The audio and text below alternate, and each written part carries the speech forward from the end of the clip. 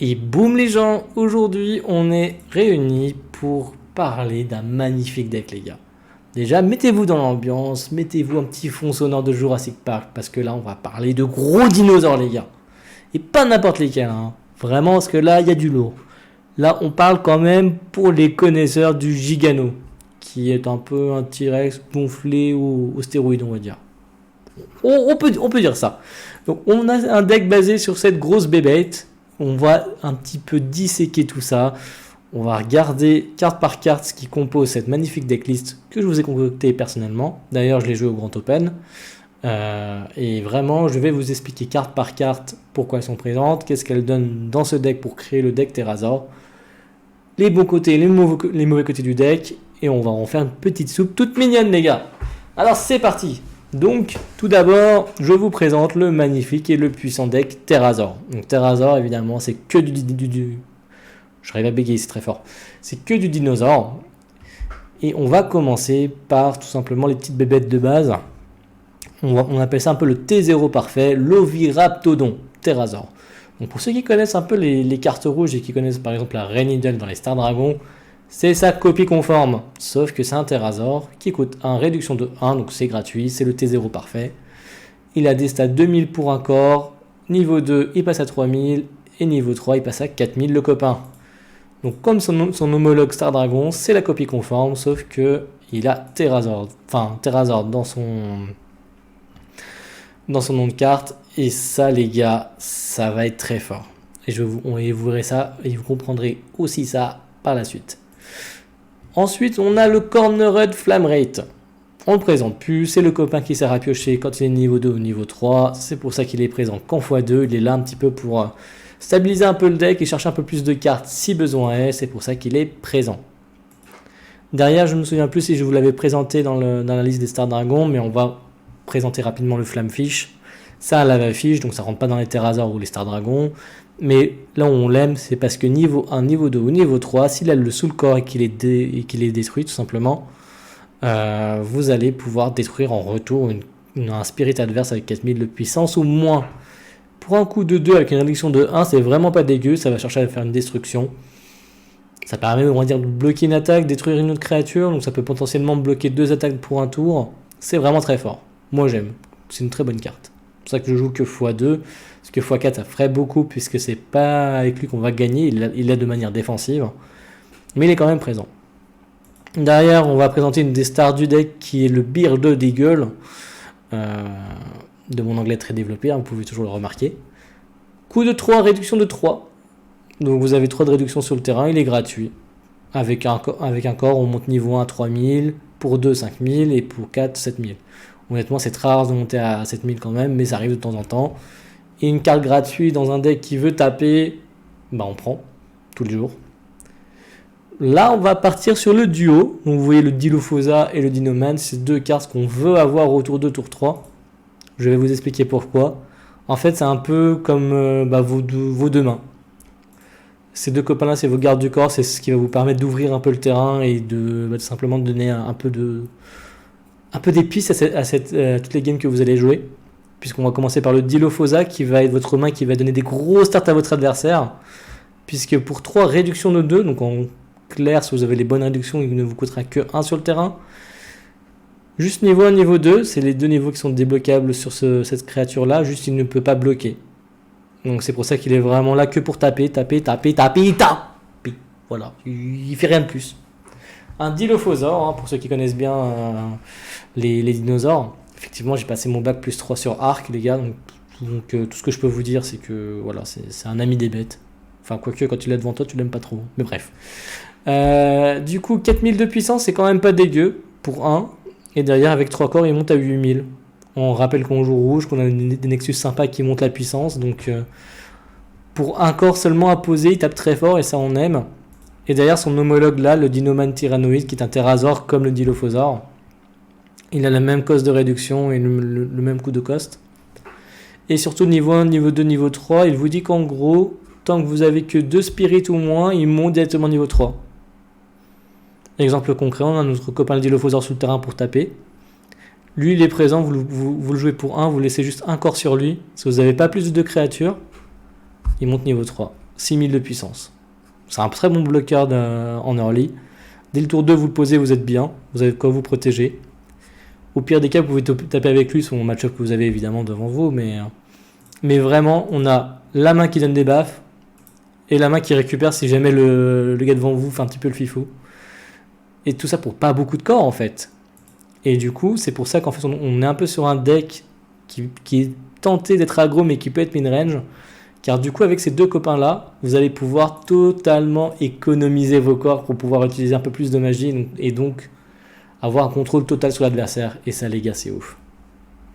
D'ailleurs, je joue que en x1 parce que c'est comme un coup de 4, réduction de 4. C'est un peu comme un Beery Girl, mais en un peu plus puissant, même si malgré tout, il reste que à 3000 avec un corps. Moi, je le joue parce que je l'aime bien. Après, ça dépend vraiment des préférences. Certains aiment, certains n'aiment pas. Moi, réellement, cet emplacement de ce petit gars-là, c'est à vos préférences, les gars. Il y a d'autres solutions qui existent, qui sont dans le set. Je voulais vous en parler plus tard, mais je l'ai pas mis. J'ai oublié une carte. C'est pas grave. Pour ceux qui veulent voir, moi, on peut le remplacer avec un dinosaure qui coûte 5, qui est un Terrazor, qui paraît un sans effet, qui a un petit peu plus de puissance, mais qui coûte un peu plus cher. Ça dépend vraiment de vos préférences. Ou alors, vous pouvez mettre la promo, on en parlera après. Mais ça, vraiment, l'emplacement là, c'est vraiment votre préférence. Vous allez pouvoir le changer comme vous le voulez. Maintenant, on va parler du Giganorex. La pièce maîtresse du deck, le pourquoi on joue un deck Terrazor. Ce copain-là, il a quand même une réduction de 6 pour un cost de 8. Mais il a un effet. Et c'est pas un one summoning en mots-clés. Donc en caractère, vous savez, comme par exemple la confronte. C'est un mot-clé en confronte. Là, il dit juste que quand il est invoqué. Donc c'est pas un one summoning. Petite nuance. Donc en fait, quand il est dans votre main, ces coups de symbole de réduction, donc les 6 là, ils comptent 2 par Terrazor sur votre terrain. C'est-à-dire que concrètement, si vous avez à peine juste 3 Oviraptodons, vous avez le cost de réduction 6. Tout ce qui est Terrazor et Emperor Beast vont compter comme double pour notre copain Terrazor. Et ça, c'est méga fort, les gars. C'est-à-dire que lui peut revenir très très vite. Il y a même un monde où T2 ou T3, vous pouvez l'avoir sur le terrain. Et ça, c'est fort, les gars. Derrière, il a d'autres effets qui sont complètement what the fuck. Déjà, il vous dit que s'il n'y a que des Terrazor et des Emperor Beast sur le terrain, c'est pour ça qu'on a construit un deck basé que sur les Terrazor et Emperor Beast en priorité, il monte directement niveau 3. Un peu comme le Dinoman, pour rappel. Vous savez, le copain là. C'est à peu près le même délire. Sauf que lui, il s'en fout du nombre de battles du nombre de spirits que vous avez sur le terrain. Juste, il dit, il faut que des Terrazor et des Emperor Beast. Et niveau 3, quand même, il a quand même 10 000 de puissance, le coquin. Il a confronte aussi en étant niveau 2 ou niveau 3. Donc confronte, on rappelle, c'est que quand vous tapez, vous forcez l'adversaire à bloquer. Donc ça va vous permettre de liquider un peu les battles adverses. Et derrière, l'effet qui est ultra intéressant, c'est que tous les spirits gagnent 3000 de puissance pendant le tour. Ouais, c'est-à-dire que vous l'avez posé sur le terrain, vous attaquez. Même votre petit Oviraptodon qui a par exemple à peine 3000 de puissance parce que vous avez laissé que 2 corps dessus, va monter à 6000. Juste parce que le monsieur a attaqué. Et lui, évidemment, il se compte lui-même. Hein. Donc il passe de 10 000 à 13 000 le coquin. Ouais, ça conne dur. Donc si vous en avez 2, vous donnez 6 000 de puissance à tout votre board. Vous en avez 3, vous donnez 9 000 à votre board. Enfin, il faut qu'ils tapent tous l'un après l'autre, mais au bout d'un moment, ça commence à grossir un petit peu les hormones là. Ça commence à faire mal. Hein. Donc vraiment, le Gigano, c'est une très très bonne carte. On est sur une carte qui va chercher à liquider le terrain adverse avec son confronte, à booster la puissance de vos créatures, et donc vous allez pouvoir déborder, taper très fort. Les deux Nexus que je joue dans le deck, évidemment, on ne les présente plus. Corshed, trop fort, ça donne 1000 de BP. Et derrière, quand vous réduisez les points de vie, vous pouvez donc, piocher une carte. Donc couplé au Flame Rate. Il y a moyen de piocher 2 par tour, et ça c'est méga fort. Volcanique, comme pour la précédente decklist que je vous ai présentée avec Tardragon, c'est le même délire. Hein. On va permettre de stabiliser la main avec l'effet du niveau 1 ou niveau 2. Ou pendant la phase de pioche, on pioche 2 cartes, on en défausse un de notre main. Ça va nous permettre de stabiliser votre main et d'améliorer et de chercher les bonnes pièces. Au hasard, comme je vous disais, les 2 mains là, le monsieur Dinoman et monsieur Dilophosa. Pour l'avoir testé, je vous le donne en conseil direct. Avoir 2 Volcanic Canyon sur le terrain, c'est pas top top. Parce que les effets ne vont pas s'additionner. C'est-à-dire que vous piochez une carte supplémentaire à votre étape de draw. C'est-à-dire que même si vous avez 2 Volcanic Canyon, vous n'allez pas piocher 4, vous allez piocher que 3 et discard 2. Donc des fois, c'est pas top de trop creuser pour défausser des bonnes cartes. Donc concrètement, excusez-moi, si vous avez déjà un Volcanic Canyon, n'essayez pas d'en avoir plusieurs sur le terrain. Gardez-en un plutôt dans la main au cas où que l'adversaire détruise votre volcanique pour en reposer un le tour d'après. Ou alors de le défausser sur l'effet du volcanique en lui-même, quoi. Et derrière, pour 1, on augmente de 1000 BP, couplé au score shot, commence à donner plus de 1000 à toutes vos battles de base, c'est très très fort. Dans les magies, on ne présente plus l'Absolute Ice Shield qui permet de se défendre. Pourquoi ? Parce que mine de rien, on n'a que 2 bébêtes sur le terrain dans les premiers tours. On peut déborder, mais ça vous ferait utiliser votre main. Donc parfois, peut-être arrêter 1 ou 2 tours un peu trop dans l'aggro pour pouvoir reprendre l'ascendant par derrière pour le tour d'après, c'est pas mal. C'est pas mal. Vu qu'on joue pas mal de bonnes bébêtes et qu'on souhaite avoir les bonnes créatures au bon moment, je joue quand même 3 charges de draw qui permettent d'aller piocher rapidement dans le deck, ou au pire des cas de redonner encore 2000 de BP. À côté, je joue 2 Starblaze Draw. Là encore, ce que je peux vous conseiller entre les deux, c'est que vous pouvez passer à seulement 2 ou x1 le charge draw et passer en x4 le Starblaze Draw. Ça dépend de vos préférences. Starblaze Draw, c'est très très fort, mais vu qu'on joue un deck un petit peu mid-range, j'aime bien avoir mon acide de poser, donc garder Starblaze, des fois c'est chiant, des fois c'est bien. C'est les 2 écoles. Avoir quand même peut-être un 3ème Starblaze, ce serait peut-être même très fort, parce que ça reste une très bonne carte. En plus, là on arrive bientôt dans la BSS 02 où il y a un peu plus de one summoning, j'ai l'impression. Donc je pense que dans la prochaine méta, gonfler le nombre de Starblaze Draw pourrait être intéressant, je pense. Là encore, ça dépend de vos préférences, mais je pense qu'il faudrait gonfler le nombre de Starblaze Draw. Burning Force, on ne présente plus, c'est trop fort. On pète 2 battles ou un Nexus. On aime ça, hein. On aime ça. Je pense que x3 c'est pas mal aussi. x2 c'est un peu greedy. Je pense que 3 est le bon nombre quand même. Après, encore une fois, ça dépend toujours de vos préférences.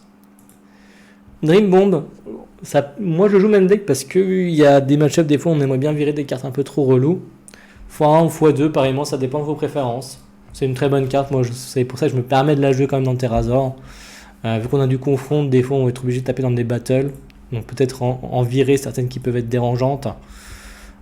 Ou virer des trucs qui pourraient vraiment vous pénaliser comme les méducs ou ce genre de choses. Donc Dream Bomb, toujours bon d'en avoir dans le deck.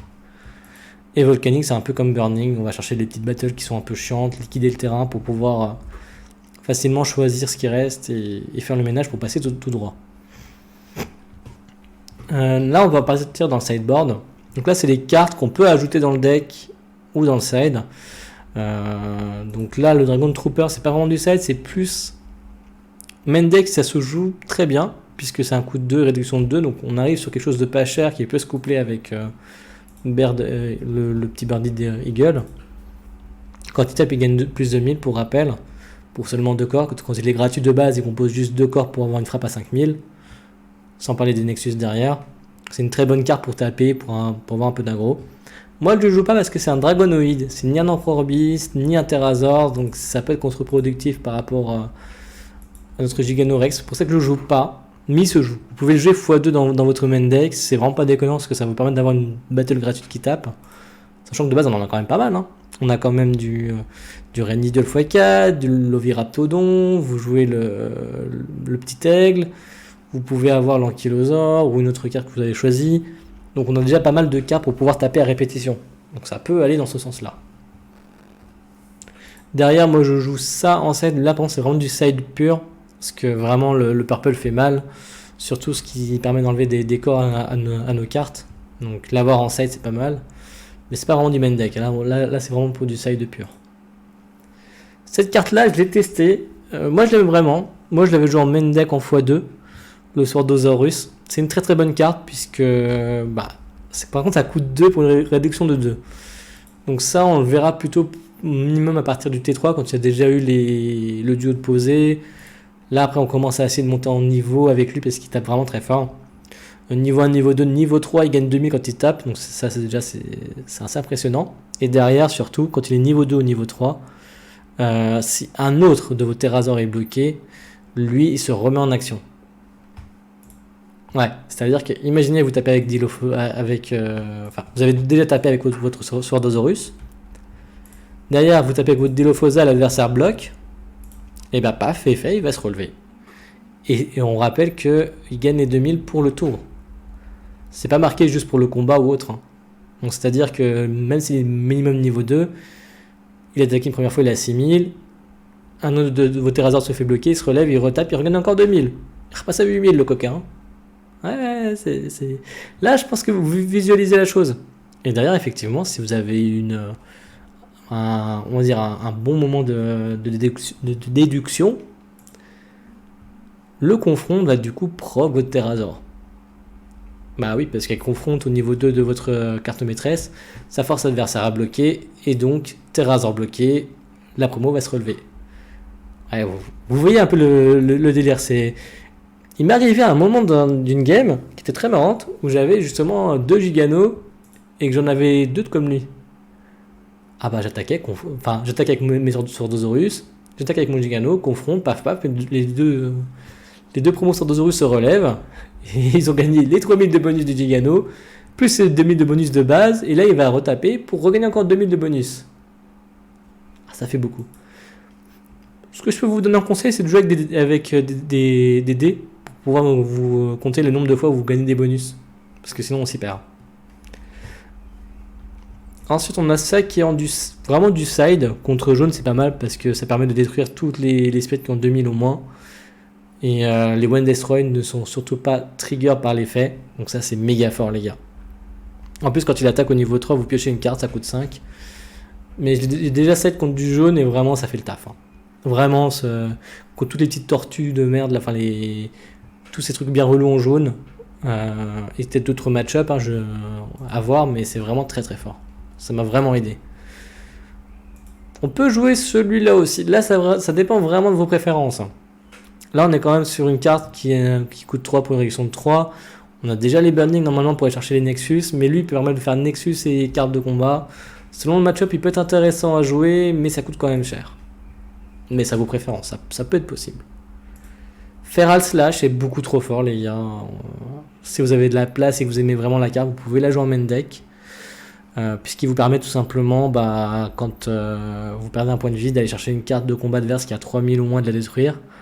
Et en plus, si vous payez le cost, d'aller détruire d'ailleurs un Nexus qui coûte 4. Donc en combo avec Flamefish, on va pouvoir nettoyer pas mal de battles pour pouvoir passer tout droit et peut-être préparer des tours pour votre petit rat. Donc c'est cool. Suppression, les gars, parce que quand on a un Terrazor à 10 000 de puissance et qu'on lui donne plus 3000 et qu'il passe à 13 000 en défense, c'est très fort. Bah oui, tout simplement, suppression. Gigano, c'est fort. Et donc ça, vous pouvez le mettre certains le jouent en 1-9 sur leur decklist de base. Vous pouvez peut-être en mettre un deuxième en side. Ça dépend encore de vos préférences. Mais c'est vraiment une très très bonne carte. Vraiment, suppression sur Gigano, c'est complètement débile. Donc voilà, du coup, vous avez pu le voir, on est sur un deck mid-range, donc c'est-à-dire qu'on joue peu de battle au début, on peut en flood, mais vraiment, ça dépend vraiment du style de jeu, de la méta actuelle. On peut flood beaucoup de battle pour taper à répétition, comme vous pouvez juste jouer avec vos deux mains, comme je vous disais, avec le Dilophosa et le Dinoman. Donc c'est vraiment du mid-range ou de l'aggro. En fait, c'est un deck un peu hybride qui permet de faire un peu ce qu'on veut. C'est pour ça qu'on va arriver sur un des points positifs du deck, c'est qu'il n'est pas linéaire dans sa façon de jouer. Vous pouvez le jouer totalement aggro, vous pouvez le jouer totalement mid-range, vous pouvez essayer d'aller sur du late game parce que Gigano est quand même très fort sur la durée, mais quand même pas trop, faut pas trop durer. Mais mine de rien, c'est un très bon deck. Le seul défaut qu'il a effectivement, c'est que c'est pour ça qu'on joue les Star Blaze Draw, les Charge Draw et les Volcaniques. C'est que si on n'a pas tout le répondant en main, ça peut très vite devenir compliqué une fois dans la game. Malheureusement. Moi, ce que je peux vous donner en conseil quand vous jouez ce deck-là et que vous voyez que l'adversaire a beaucoup de répondants et qu'il va beaucoup chercher vos cartes de combat et les détruire par effet, c'est de ne pas hésiter à juste jouer avec un Dilophosa et un Dinoman, continuez, on va dire, à gonfler votre main pour le moment où vous sentez que l'adversaire a utilisé toutes ces cartes pour pouvoir gérer vos créatures, de pouvoir toujours les remplacer et continuer à l'avoir sur la longue. C'est pas simple comme méthode de jeu. Ça peut être frustrant parfois aussi, on va pas se mentir. Mais une fois que vous aurez le coup de main et que vous apprenez, on va dire, à pouvoir gérer votre main et vos ressources, je vous promets que le deck il est vraiment ouf. Mais vraiment, il faut un sacré coup de main, il faut pas mal de gestion. Euh, on va dire que quand on jette un premier coup d'œil, on se dit wow, le deck il est simple à jouer, mais pas tant que ça. Parce que vraiment, les prises de décision, elles sont quand même très hard sur ce deck là.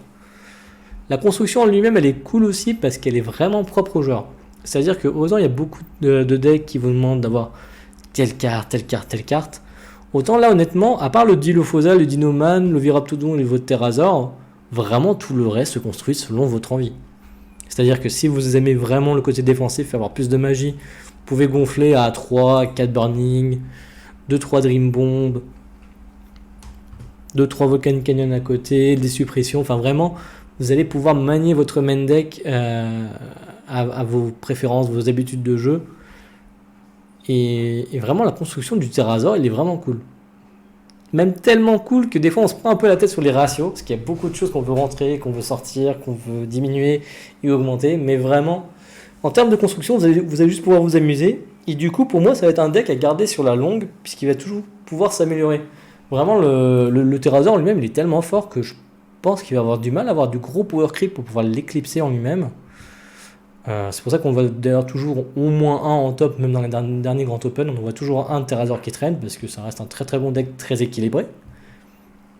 Puisqu'on peut piocher pas mal, entre les charges d'eau, les volcaniques et les Scorched. On nettoie les battles par-delà le confront et les magies. Et derrière, on peut aggro et flood avec les petites battles. Donc vraiment, on a quand même en soi deux options pour pouvoir gagner, que ce soit le flood ou le boss monster. Donc ce qui fait que c'est un très très bon deck quand on commence à avoir plusieurs options de kill, c'est qu'on arrive sur quelque chose d'un deck vraiment compétitif. Et ça c'est vraiment plaisant. Le seul côté négatif du deck, comme je viens de le dire, il faut vraiment toutes les pièces en main. On peut brick si on chope que des magies, que des nexus, et qu'on n'arrive pas à choper toutes les créatures à temps pour pouvoir mettre la bonne pression à l'adversaire. Toujours dans le côté un peu moyen, c'est qu'il faut toujours aggro l'adversaire pour gagner une puissance et garder un petit peu une supériorité, on va dire, dans le déroulement du jeu. Si on met pas assez de pression, on va être trop dans le retard, et quand on est trop dans le retard, après c'est mort. Très clairement. C'est pour ça que le Dilophosa et le Dinoman sont vraiment un duo à avoir sur le terrain qui est beaucoup trop pesant, dans la plupart du temps. Contre Violet, ça va être compliqué, parce qu'il va pouvoir chercher vos corps et peut-être les virer très rapidement. Donc ça dépend du match-up, mais vraiment, il faut vraiment apprendre à bien gérer son aggro, tout en gardant toujours une petite pédale derrière pour pouvoir retourner très fort au moment où l'adversaire semble prendre l'ascendant. Mais réellement, c'est le côté, on va dire, positif et négatif du deck, quoi. Et il a cette faiblesse-là qui est quand même assez violente, mais il a le côté où vous pouvez le reprendre par derrière. Mais c'est pas simple. Mais vraiment, sinon, ouais, c'est pour l'avoir joué sur toute une journée. Au bout de ma 8ème... Attendez. Ouais, on a fait cette run. Au bout de cette game, honnêtement, j'étais pas tant que ça lassé du deck. Le deck reste cool. Certes, moi, j'ai pas envie de le rejouer parce qu'il y a beaucoup d'autres decks dans BSS qui me donnent envie et que j'ai envie d'essayer d'autres choses. Mais vraiment, Terrazor, c'est un deck que vous allez pouvoir garder sur une très longue durée. Parce que par-delà, ça joue en Terrazor, mais ça peut aussi rentrer les Emperor Beast. Comme vous pouvez le voir par son propre effet. Et avoir deux archétypes qui peuvent parfaitement rentrer dans le deck, ça va vous ouvrir des possibilités de construction à limite infinie finalement.